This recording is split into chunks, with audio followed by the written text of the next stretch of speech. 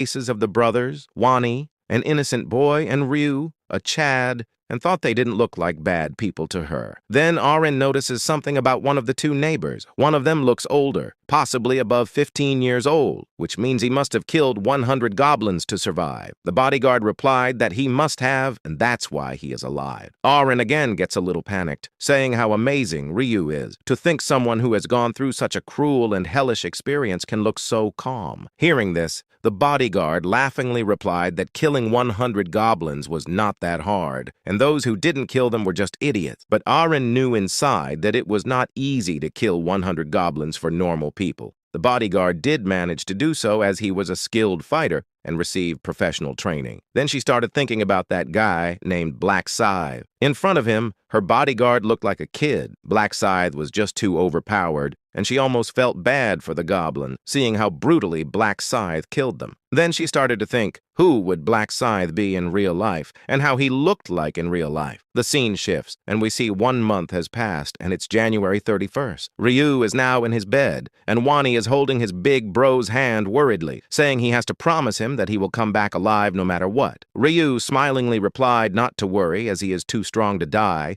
even if he wanted to, and not even a god can kill him. Hearing these words, Wani was still worried. Then Ryu patted Wani's head, saying not to worry too much and to eat once Ryu's soul gets transported to another world and sleep. When Wani wakes up from his sleep, Ryu will be there standing beside him. With that, Ryu's vision became blue, and he got transported again with the rest of the people. As all the remaining survivors made their way to the dungeon, they were hit with a wave of panic. Some let out screams of pure fear, while others just looked around, trying to wrap their heads around the place that looked more like a jungle than anything else. Then, one of the girls in the group spotted Ryu and called him out as the guy who ranked #1 in the last round. Ryu stood tall, soaking in the attention, and noticed whispers about him starting to spread, a good sign for the plans he had in mind. He wanted everyone to recognize who was running the show. Ryu's eyes briefly met Youngman's, but before he could dwell on that, a voice filled the area. Yep, it was another angel, and man, she was a looker. But this was a different one, and questions buzzed through the crowd about what happened to the last one. The new angel flashed a friendly smile and explained that the previous angel had gone missing for reasons unknown, and she was here to take over. Seeing her smile, the crowd's nerves started to calm. Maybe this angel wasn't going to be as much of a nightmare as the last one, they thought. But that hope was short-lived. Her smile twisted into something sinister, and with a hand delicately touching her lips,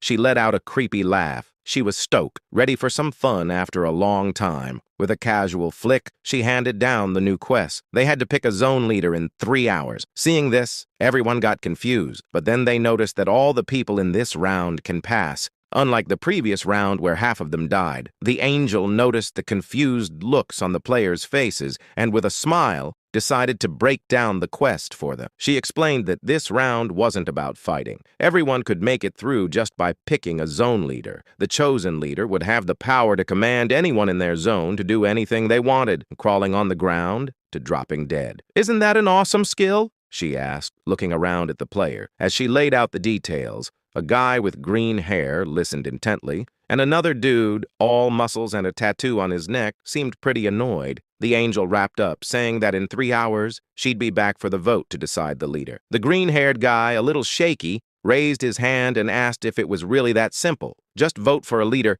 and they all get to live. The angel's grin went a bit wicked as she confirmed it. Just a vote, and then, bam, they'd all be back on Earth, safe and sound. Now, hearing this, everyone got happy and started to